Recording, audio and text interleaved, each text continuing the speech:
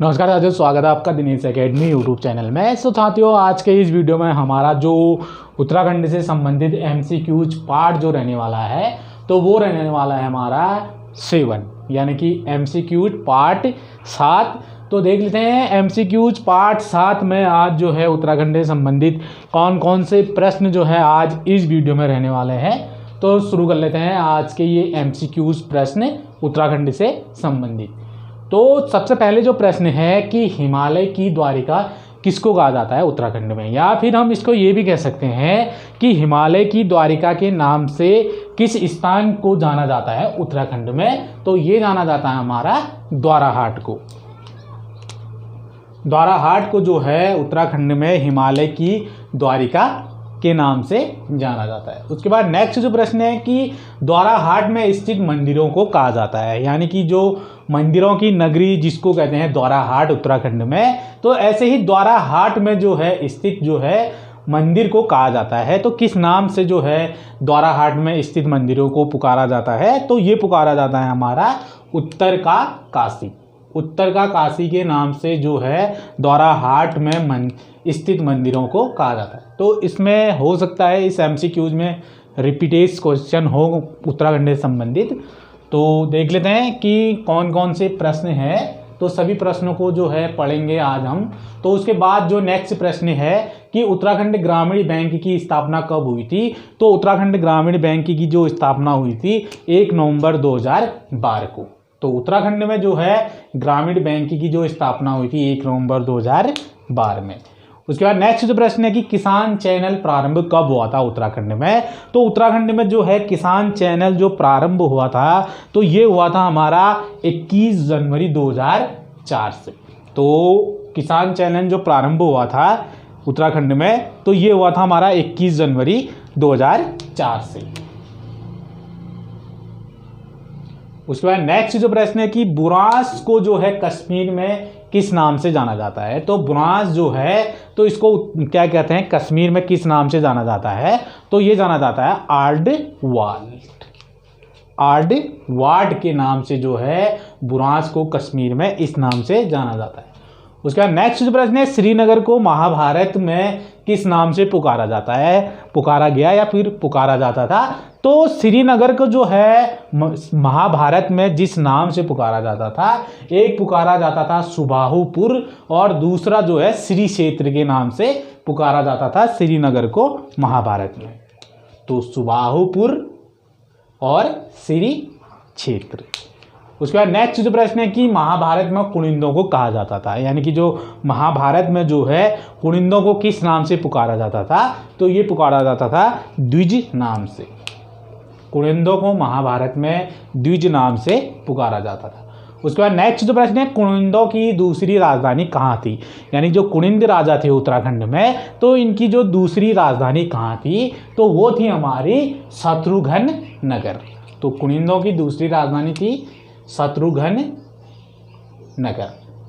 उसके बाद नेक्स्ट जो प्रश्न है कि भारती चंद के पनवाड़े किस में मिलते हैं, यानी कि जो भारती चंद के जो पनवाड़े हैं वो किस में पुस्तक में मिलते हैं। तो ये मिलते हैं हमारे कुमाऊं इतिहास में, कुमाऊं के इतिहास में। और भारती चंद जो थे राजा कब बने थे, गद्दी पर कब बैठे थे। तो भारती चंद जो राजा बने थे ये 1437 ईस्वी में गद्दी पर बैठे थे। तो भारती चंद जो है 1437 ईस्वी में राजा बने थे, यानी कि गद्दी पर बैठे थे। और भारती चंद के जो पनवाड़े जो मिलते हैं तो ये मिलते हैं हमारे कुमाऊं इतिहास में।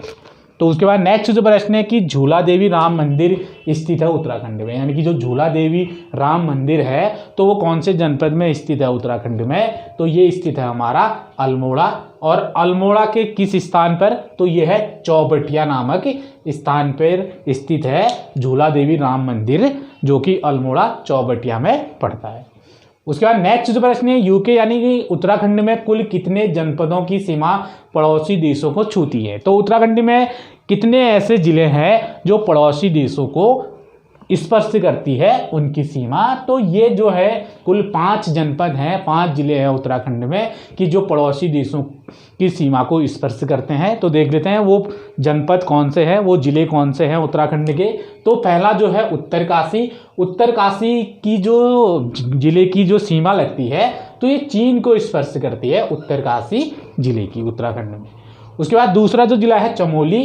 तो चमोली की भी सीमा जो स्पर्श जो लगती है ये भी जो है चीन देश के साथ। उसके बाद नेक्स्ट जो जिला है हमारा उत्तराखंड का तो पिथौरागढ़। तो पिथौरागढ़ की जो सीमा लगती है नेपाल और चीन देश के साथ जो है पिथौरागढ़ जिले की सीमा स्पर्श करती है नेपाल और चीन देश के साथ। उसके बाद जो हमारा चौथा जिला है तो वो है चंपावत। तो चंपावत की जो सीमा जो लगती है तो ये नेपाल देश के साथ जो है चंपावत जिले की सीमा जो है एक दूसरे को स्पर्श करती है। तो उसके बाद लास्ट जो 5वां जिला है उधम सिंह नगर। उधम सिंह नगर जिले की भी जो सीमा लगती है तो ये नेपाल देश के साथ लगती है। तो ये जो 5 जिले हैं उत्तराखंड के जो कि पड़ोसी देशों को जो है स्पर्श करती है इनकी सीमा। पहला जो है उत्तरकाशी। उत्तरकाशी की जो सीमा लगती है चीन के साथ। उसके बाद दूसरा जो जिला है हमारा चमोली।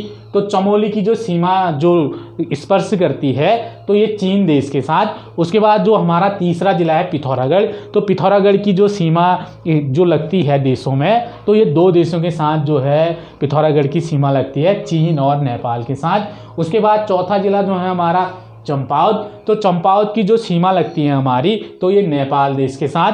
और 5वां जो जिला है हमारा उधम सिंह नगर। तो उधम सिंह नगर की भी जो सीमा लगती है हमारे वो नेपाल देश के साथ। तो उसके बाद नेक्स्ट जो प्रश्न है कि लोक कला संस्थान कहाँ पर स्थित है उत्तराखंड में। तो लोक कला संस्थान जो स्थित है उत्तराखंड में तो ये स्थित है हमारा अल्मोड़ा जिले में।